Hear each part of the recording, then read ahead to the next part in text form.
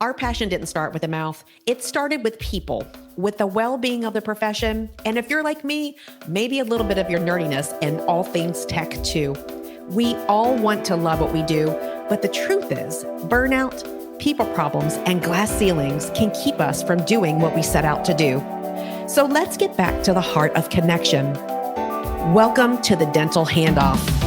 This show is about passing you the knowledge, the habits, the systems, and the strategies to lead your teams, lean on your tech, and listen to your gut while you take care of people and truly the overall health of our communities.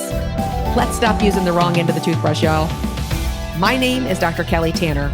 Oh, and uniquely, I'm a dental hygienist too. You can consider me a guru in the dental and leadership industry. With over 3 decades of experience, my goal is to take you to the next level by empowering growth, perspective, and confidence. By identifying the gaps, recognizing the plaque, and extracting the truth with the other experts in the field. I'll share their stories, empower you to own yours, and elevate your passion in the process. So have a seat in the chair, put on your bib, and let's get to work.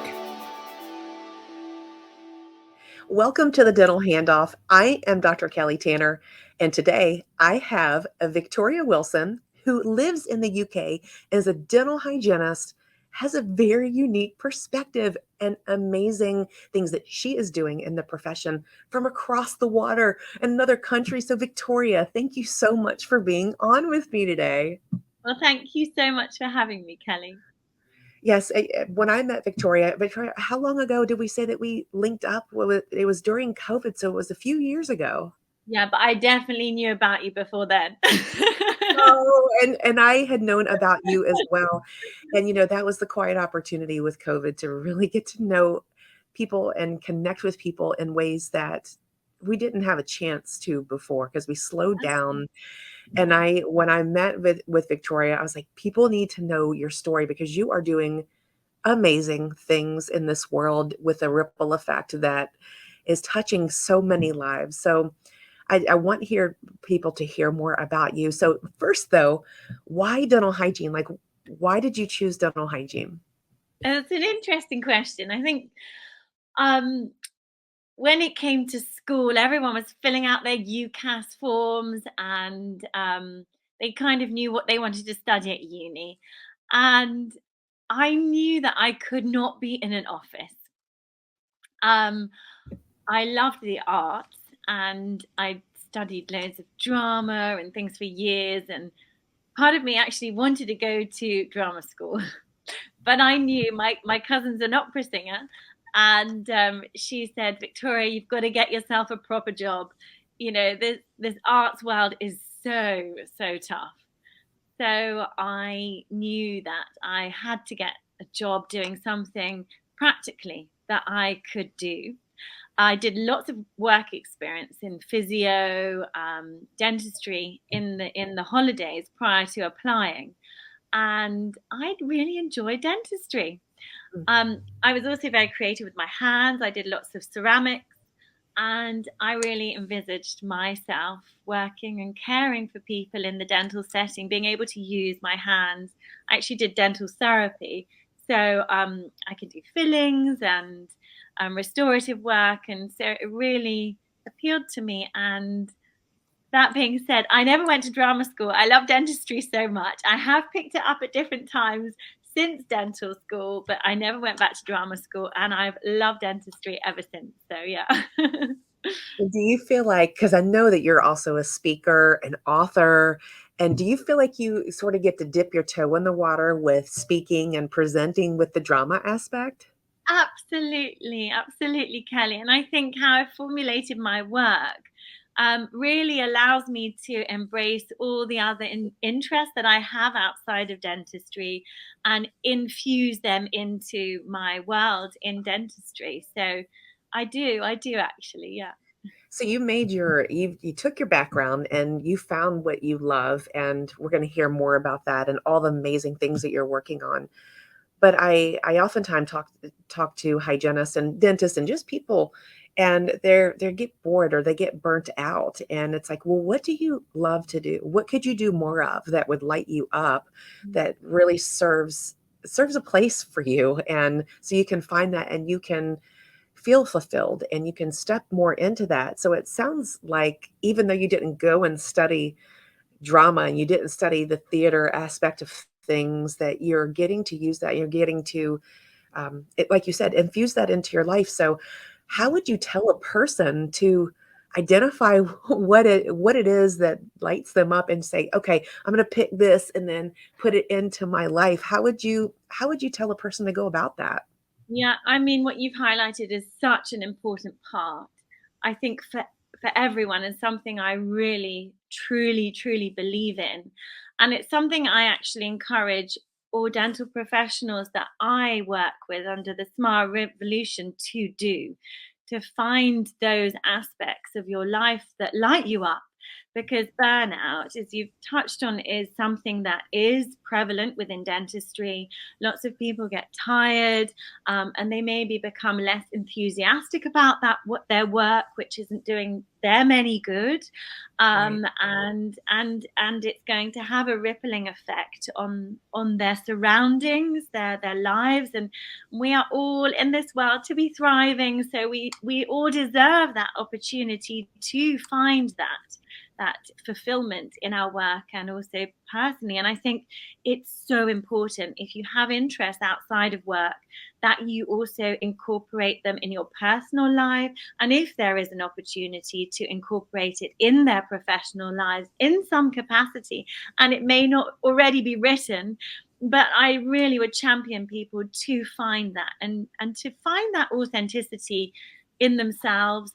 We are all different. And that's so beautiful, that we are all unique. And that's what we have, the assets we have to bring to the table, professionally and personally in this world. So find, if you're not at the moment, if you're not necessarily embracing those interests you have, find that time for you, so that you fulfill yourself. And I think also as dental professionals, it's so important, regardless, whatever we are doing, to be pouring from a glass full. And Mhm. if that's us, if it's gardening, if it's singing, if it's playing the piano, if it's painting, as long as we will have that crave for it. And if we aren't fulfilling that, we're starving ourselves from something that feeds us. So I really, yeah, I champion you all. Just if you're not now, find that time for you. If it's painting, go paint a canvas and just see what it does to you, how you feel after it. Yes. And if there's an opportunity to take it into dentistry, explore it. If not now, but keep that time for you, so you are full, so you can give more to yourself and everyone around you. Yes, I love that so much. It's so true. And then sometimes when I coach folks or when I'm just talking and mentoring, they say, I don't really know. I don't really know what I like to do outside of what I'm doing. And it's like, okay, well, how do you want to feel? What is it that's missing in your life? And okay, Mm. have you remembered the last time that you felt that way? And so that's a great way to start to sit and to reflect. And I always say journal. I don't know. I'm sure Journaling. Oh, yes, I'm journal. such a big fan. I've just written an article on journaling, but I've actually, because keeping a diary and journaling is something I learned that's actually different. So I've called it a diary journal, so that Mm, you can incorporate the two aspects of what essentially a diary is and a journal, and reflective practice that's required of us as dental professionals, and utilizing it, especially in the UK. We have to reflect on what we're doing for our continuing professional development, our personal development plan. So we can incorporate it personally and professionally on a daily basis. So yes, I'm such a huge advocate of this. to grow as individuals, we must, and the best leaders, and you look at this time and time again, you read all of the articles, you read the biographies of individuals. The one thing that they have in common is that they have reflected on their lives and what they wanted to give, and did it align with what they thought they were what they intended to do. And that reflection is such an important piece of growth. And so that's why I'll start to say, okay, what is it through that reflection, through that journaling, that you felt something that felt good for you? And what could you do to fulfill that? Because a lot of our decisions, many of our decisions are made from an emotional place. They're emotionally driven. And so what could you do that lights you up, that made you feel that way last time? And it kind of starts that process of, well, maybe I could paint. Well, maybe I could do this. And then it's just start somewhere is what I tell people. Yeah, and I couldn't agree more, Kelly. It's such a fundamental that is proven as well, and great leaders and so many of those great names that maybe come to our mind. I think reflection is so important. Yes. Couldn't agree more. And so you guys, when you hear about what Victoria is doing, it blew my mind. And you continue to blow my mind with all the things that you're doing. So you started out as a dental hygienist, you're speaking. Where did you go from when you first started practicing? How long did you practice? And then what was your next step after that? Yeah, so I qualified from the Eastman Dental Hospital in London in 2003. And then I left and I did a bit of locuming. In the UK, my training was before we had to pay for it ourselves. So it was funded by the government. And I felt the need to return to the NHS to give back. And I worked as a therapist and hygienist in some NHS practices locuming. And then one thing I found as working within the NHS is that I wasn't able to deliver, as I was restricted for time, the care that I wished to deliver. So I stepped away from the NHS at this time, and I then went into private practice. And this is not the case for all practices, but in the circumstances and the practices that I was in, it didn't fulfill my aspirations. And so I moved to another practice and I worked predominantly privately then. I was working in Bow Lane for the BBC and also in Wimpole Street for Darwin and Tanner. And I worked in these practices for a number of years. I was involved very much from the early stages in the associations and following mentors that I really admired in the profession, and began a study group a study group was started and I supported that, which was really interesting at the time. We were looking at reviewing papers together in a brunch coffee kind of morning, which didn't really happen at that point. It was traditional kind of, you attended the association meetings. So this was different. I guess I've always been looking to explore slightly different things, or what's the next thing that we can bring into the profession. Curiosity. I mean, it's curiosity, right? Stay curious. Exactly. Yes. And then I explored a role as a tutor. I actually was successful in the interviews, but just before I would have begun, I ended up moving to the Emirates. So I moved to the UAE, where I actually lived for 10 years. And in that time, I worked for a smaller practice, and then I moved I had a bit of a gap. And a bigger practice then that I stayed in until the end of my time there, where I founded, in the time I was there, the Emirates Dental Hygienist Club, which was the first organization to represent dental hygienists in the region ever. And it took me probably about 10 years to establish the time I was there with my other colleagues, and just continuing to knock on doors in different, obviously it's a totally different culture, and to gain the support to actually build or establish this, where there was so many requirements, so much red tape to actually form it. And it's still in existence today. So I'm very, very happy about that.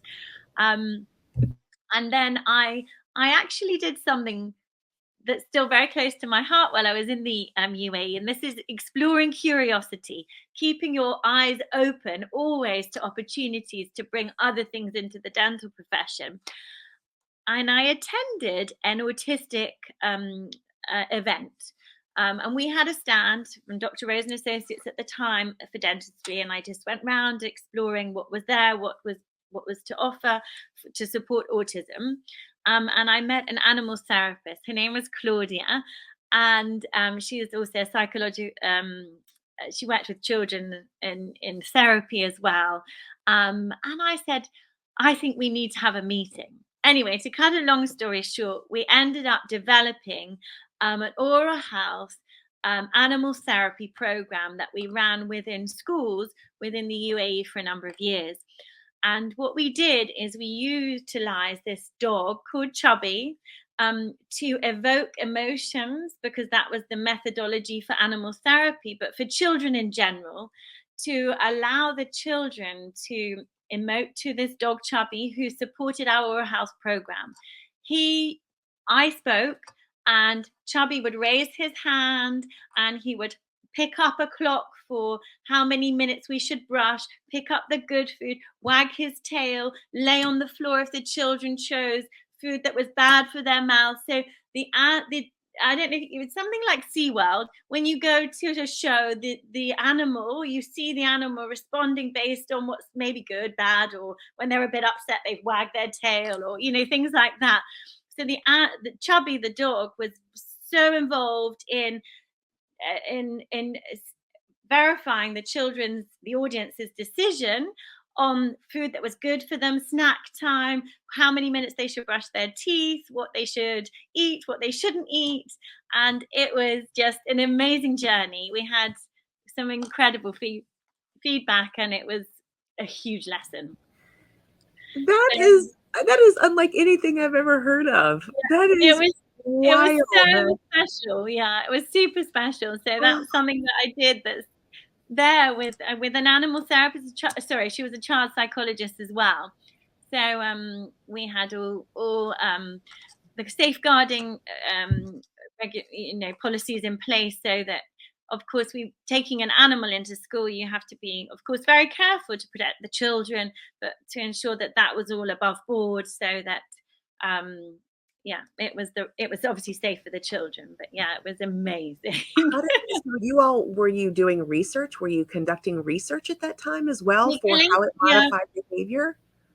We collated the data on the impact on how the children perceived the lesson in comparison to other oral health education, and from the teacher's perspective. But this was prior to me getting involved in research, so I didn't collate it as I would have done now. But I have, of course, the feedback, and we have videos verifying the feedback. It was something very special that I did with Claudia at the time. Wow. That is so unique. My mind is blown right now. So Victoria also has an affinity towards children and with children and their impact in oral health. And one of the things that we were talking about before we got on the podcast is the book that you published. And so can you tell us more about the why behind that and how you see this impacting oral health of children in the UK? Yeah, absolutely. So this is the book. It's Toothbrushing with Sophia and Alice. It's inspired by my children, and I, as a therapist, we work a lot with children, but of course as adults as well. And one thing that, as I became a mother, I understood that it changed my as we go through different phases in our lives, we see more things, don't we? And I saw that the challenge as a mother, when you're going and they're so young, there are so many different challenges that you're facing that are so new to you throughout the day. Toothbrushing at the end of the day can easily be forgotten. As a hygienist, therapist, and dental professional, we wouldn't necessarily ever overlook this. We would make sure, but I started to understand why parents would say, sorry, we just can't brush the teeth at night. Sorry, It's just the toothbrushing battle is the last one of the day. We need to get to bed. It's time. Go to bed. You're angry. It's fine. Yeah. And I thought, my goodness, if we're not, how can we further support these parents that are going through this, my friends, to overcome this? So I thought, right, we sing, we play with the toys in the bathroom. Let's write a book about it. So I wrote a book, and it was supported by the organisations here, and an audio book as well. And we recorded a song. And my daughter, my eldest daughter at the time, sings the song. So it's actually online already, the song, and you can you can listen to the book. But this is now the next phase of the project, which is a printed version that I have had illustrated, that will be available on Amazon probably next week. So you probably will be able to get it. But the unique thing about this book is it has a QR code in the beginning. So it's not just a book, it's a journey for the parents and the carers to literally put their phone to and join the journey, where they then will receive content from Smile Revolution, of inspirational things and advice to support brushing, snacking, all the things that we speak about, healthy eating for children in the early years.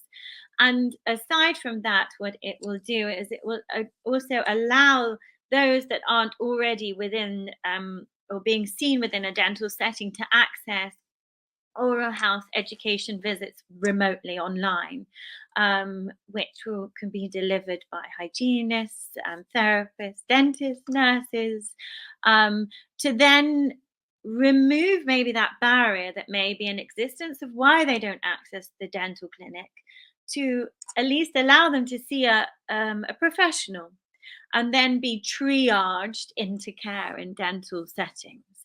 So that's the intention of this project, to increase access, to inspire children to brush, and to allow them to become engaged and to overcome this battle that no parent or carer needs to have, no child, and it can be made fun. And it's just input on that. Right. And I love too how it's a collaborative approach that helps to support the parent and the child and the healthcare provider, regardless of if it's a nurse, if it's a doctor, no matter what. So they're getting that consistent information, Victoria. So I love how you have structured this. It's something that I hadn't thought of before, with the interactive video with the QR code, of it not just being a flat two-dimensional book or just something that's audio. They're able to, like you said, it's a journey, and it calibrates and it standardizes what it is, the information that you're providing to the parents, to the child, and anyone can use it and apply it in their setting. Yeah, absolutely. That is so innovative. And so, you guys, what you just heard Victoria say is that she started an entire dental hygiene association in the UK, the Emirates. They call it something different. So you did that however many years ago. She has a book that has inspired and that will continue to inspire parents, health professionals in general, not just in the UK, but in the world. And then also, too, you're doing a lot with telehealth and teledentistry as well. So I feel like the book is a way to, it's almost, when you think of it, it's a way that it's almost like telehealth in a way, isn't it? Yeah, it's incorporating that aspect. Yeah. So my research is in, my real fascination in dentistry is behavior change and how we can optimize that as as dental professionals. So we look at how we can optimize utilization of telehealth to create behavioral change and positive behavior changes within people's oral health, or hygiene regimes, their oral health habits. So yeah, this is a branch really off of the research, that it's increasing access, it's more affordable, even if it doesn't need to be paid for, it's the access is greater. So the marginalized groups around the world in any setting, wherever you are, we can reach people through telehealth. So Yeah, it's piggybacking on optimizing what we can do within this area. And of course, the science is still quite limited in regards to dental settings on the success of behavior change, and utilizing what we have in that and increasing that for us to be utilizing. The person who has an idea, so you had an idea out of, I don't know if it was thin air or if it's something that came to you, that you conceptualized this book, this audio, this behavioral change through a QR code, through, you envision this. What would you say? What is your advice to a person who this drops into their brain to do this? Like, what are the first steps that they should take towards actualizing something like this that you have done? Yeah, it's a really good question, Kelly. I think because we may have many ideas. I think this is where my journey really began, where I don't work clinically now at this moment in time. When we're treating patients, we think, oh, what could we have done? I was always thinking, what could I have done differently? How could I have done that better? So we have so many ideas, and we have many ideas. And then something actually I heard on a podcast, it wasn't dental, it was not dental related, is that these ideas, write them down, write all your ideas down. And the ones that just keep knocking on the door saying, don't forget me, or going back to these ideas, the ones that really stand out, because those are the ones we should pursue. Do they align with who you are? Is it going to allow you? We are in charge of our own destinies and our lives, and I think it's so important to always be true to yourself. And if that interests you, because there have been many ideas I've had, oral systemic health is something I'm very fascinated in, but it may, and I wanted to do something within this area for a while. But then I thought, does every part of what's required for me to pursue this fulfill me? And it maybe didn't, as much as maybe other ideas that I've had. So, firstly, I'd say what those ideas are to begin with, write them all down, the ones that stick with you and stay with you, and tick who you are. Begin to explore what would be required to move this forward. If that aligns with you, because the hardest thing, and one thing I encourage a lot of my mentees under the Smile Revolution Growth Hub to do, is we have to keep coming back to being who we are. Because when you spoke about it earlier, Kelly, emotionally, this is what drives us. And no journey, this book was not easy to do. No journey of any real gratification is easy. So you need something more than a want to get there. And if it emotionally drives you and creates fires in so many different parts of your brain that excites you, it will support your delivery to the conceptualization to the final product. And I think that is a fundamental part that really is a key area. Are these things like the program with the dog? It was definitely not easy to create, but it ticked so many boxes, so it became. And for our own self-development, professional development, we want to see things succeed, but actually so many do not. So I think for me, and observing and working with all the people I work with, that's a huge part. So understand that. Another part, and I, as we all do, we train in other things as well. I did do a business course that helped me hugely to understand how things move forward, and to make it final product as something that could be also commercial value to a point. Doesn't have to be, but it has to be sustainable. So how can it become sustainable? Yeah, and then like you said, to take action, because it can seem very overwhelming once you figure it out, once the thing is knocking at your door and you can't stop thinking about it. It's almost like you start to dream about it. You start to think Yeah. about it. It starts to consume you in some ways, and you keep coming back to it. And it's like, what about this is this nagging feeling that I need to take action on? Do I have responsibility to this idea? And then I Yeah. find that even asking questions of other people, like if I had a question about writing a book, Let's just make that up and Yeah. say, Victoria, what did you do to get started on this? What did you do to have it listed on Amazon? These little bitty small actions that you're taking help you to figure it out and to make it more bite-sized.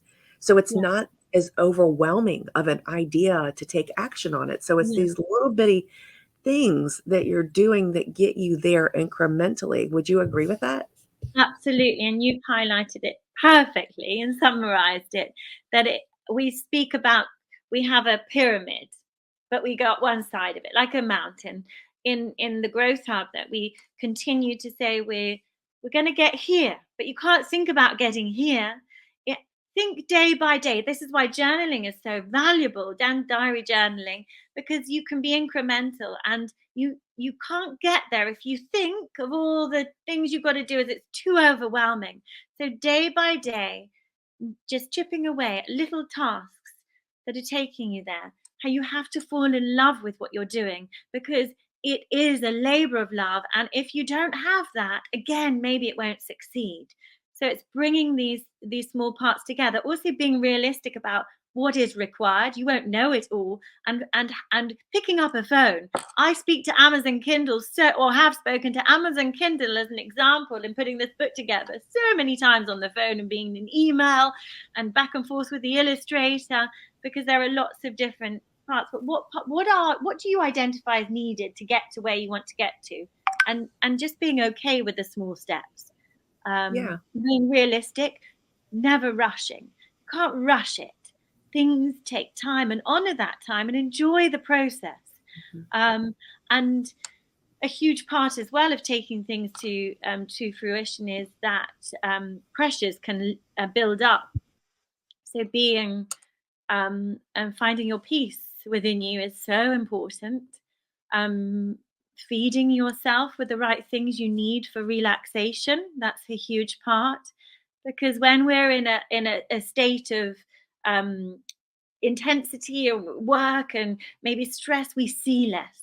And if you're taking a project through, we need to see so much, so we need that release, so we can see more, we can hear. And you also mentioned about speaking to people and colleagues, asking for feedback as well. This is so important, because you're transfixed on something you're doing, and what you see maybe nobody else sees, and it's not for you, it's for our audience. So as much feedback in everything, and collating this feedback is so important at different phases. I agree. And when you talk about the pyramid and the side of the pyramid, I think about too, as I'm visualizing what you're saying, that sometimes we can think that if we're not on this straight line, that it's not going the right direction. But sometimes the line looks jagged and it goes over here and it comes back. And as long as it's in the direction and the forward momentum of it, and sometimes even in life too, you take one step forward and two back, but you're learning.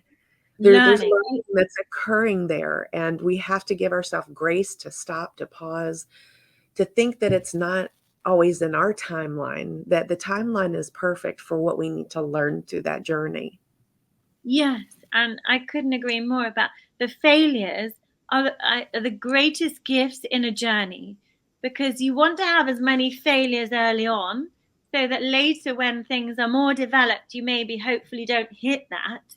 And I'll often share an example. I do have a podcast now, but I have a failed podcast before, which taught me so many lessons. And I'm so grateful for this pre-failed podcast, because of the lessons I learned to make the next one as successful. Yeah, you needed that. I We, needed we, it. we need that. And we're so afraid of failing.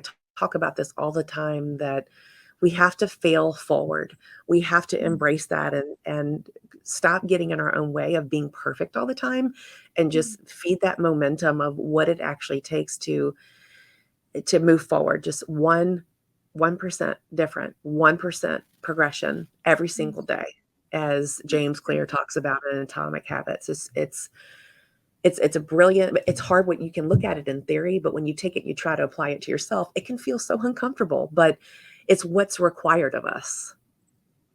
It is. And I think fear is a huge thing that also stops people taking their ideas forward, Agreed. just in case. Agreed. And Yeah. just Yes. bench that fear and just go for it. Because the fear doesn't feed us, it holds us back. And recognizing that's so huge. The fear we don't need, we will move forward without it. So to just yes, that is profound. We don't need it. It doesn't serve us, does it? I mean, in some instances it does. It protects us, right? And the fear is there to protect us, to say this is dangerous. But when it's not dangerous and you can figure out the truth behind it, that a book is not dangerous, that your action that you're trying to take is not dangerous. It's a made up truth that is getting in your way. So this, Victoria, oh my gosh, I'm going to have you back on the podcast and we are going to talk about like part 2, part 3, part 12 of all of this wonderful information that you're providing to our listeners. And I want to know more. I would like to like live in your brain. And as I said before, I could talk to you all day. So just thank you for sharing your journey and the things that you're doing. How do people get in touch with you? Well, if you'd like to get in touch, please feel free to email me at info@smile-revolution.net. Or you can go on the website www.smile-revolution.net, or I'm on Instagram at mysmilerevolution. Feel free to call me. My number is everywhere as well. I love to chat on the phone. And also I speak on Zoom now. I speak to many people on Zoom. And yes, if you have any questions or want to get involved in anything that we're doing within the Smile Revolution and well-being for dental professionals, or even begin an oral health promotional project that we will support, then please get in contact. Yes, and then her information is also in the show notes if you are listening to this on podcast or even on YouTube. And what I love about you, Victoria, is that you're so generous with the information that you have learned, and you truly do inspire and empower others with what you have done and what you continue to do. So thank you for being such of a giving place in your heart and sharing your journey and the failures and all of the things that we do together in this world, but knowing that we have each other to support and to elevate and to say, you know what, that's okay that happened. That's part of the journey, and inspiring others through what you're doing. Just thank you for that. Oh, well, thank you, Kelly, for what you do. And thank you for having me on the show. And it's great to always connect and speak with you. And thank you. Yes. And to all of our listeners, if you want to reach out to Victoria, please do that. And if you wouldn't mind, as a favor, as I always ask, please think about giving us 5 stars on Apple Podcast, and then go over to YouTube for this full episode if you haven't seen it, or if you're listening to it, of the video, and like and subscribe and share this. So thank you all for what you continue to do. Make it a great day. And thank you for the impact that you're making in the world. Thank you, Victoria. Thank you. Okay. Bye-bye. Be well. Bye.